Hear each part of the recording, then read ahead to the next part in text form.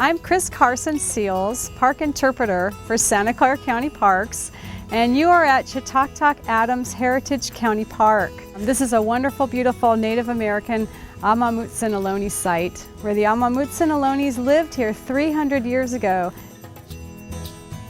My name is Dan Cloutier. I've been a volunteer docent here at Chitactac Park for about 10 years now, and it's been very rewarding and enriching. We're in the Central California area, and this enlarged region on the map shows today what we know as San Francisco Bay Area, Monterey Bay Area, but this range was where the people, the Ohlone people, the native people of California live. And today we are at Chitactac. So Chitactac was just one of the tribal villages of the native people throughout the Bay Area.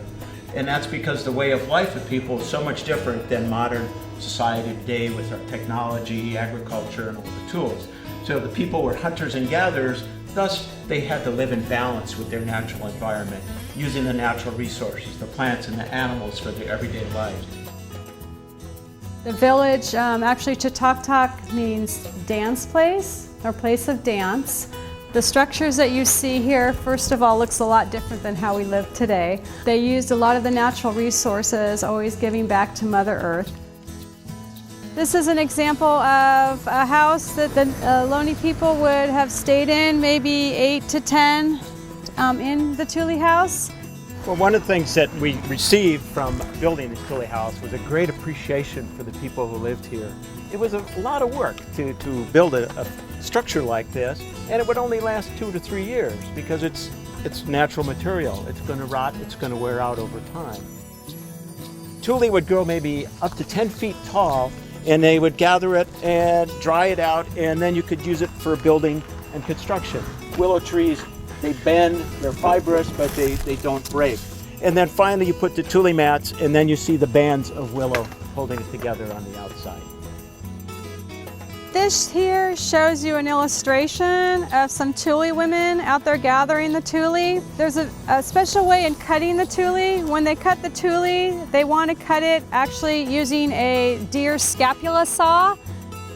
This here is a scapula bone from a deer. It's a shoulder blade. And they actually took some arrowheads and they made it into a saw, but you have to know the right angle, the right depth to make these teeth. We're taking our Tule saw. Imagine ladies going out into the water and cutting that Tule, and it works really well.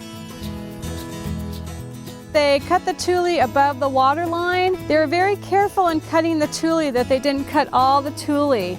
Tule was very important not only for the native people, but also for the animals that depended on Tule for survival. Some of the items that were made with Tule, this is a duck decoy that was made with Tule. The people would sit on the side of the shoreline, the duck would be in the water. This is actually a berry basket. It would be a little bigger, but the design of the basket's very unique because it's small down here, gets wider up here.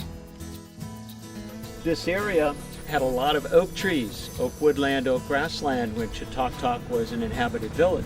So the people relied extensively on the acorn drop. Every fall, the acorn drop was there. It was a big community event. Everyone helped gather the acorns. They would take the acorn, and then inside is this nice acorn. You'd put the acorn in your mortar, so they pounded down to a very, very fine powder. This is an illustration here, photograph of acorn meal.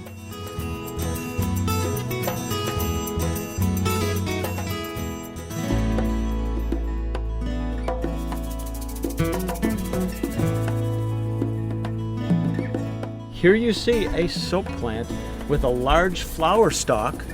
Each flower blooms only once in the late afternoon, a little white flower blooms, but the flower stalk, it only lasts for one season. It will then die off, a new one will grow next spring. You'll see some flower blooms, but for the most part the plant is dormant. But next spring, new growth, new green growth will come up. The leaves will radiate around from the center of the plant.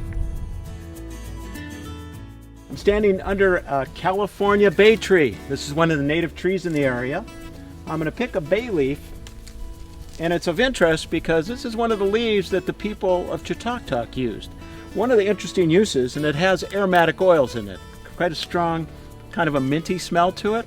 There's also something else interesting that we get from the bay tree, and that's bay nuts. So the bay nuts could be roasted, and it's a good source, a portable source of food. And actually it has a stimulant, so it actually would help keep you awake and alert for hunting. That would be good. I've been here for 15 years and love every minute of it. I guess the reason I'm still here and it's a so special place to be is there's a lot to offer here. One of the things that always comes back to me is the people that Chitactac attracts. People that all around me, they just make me smile, make me happy, and along with the native people too that come here. I really enjoy the natural world, the ecosystems, as well as the cultural history of this place. I think it's important is that that's an age group where it's an opportunity to inform, entertain, and inspire children, have them appreciate the natural world, the ecology, the nature around them, as well as to understand cultures different than their own. And hopefully we can be better stewards of our environment. So that's what kind of motivates me to keep on going.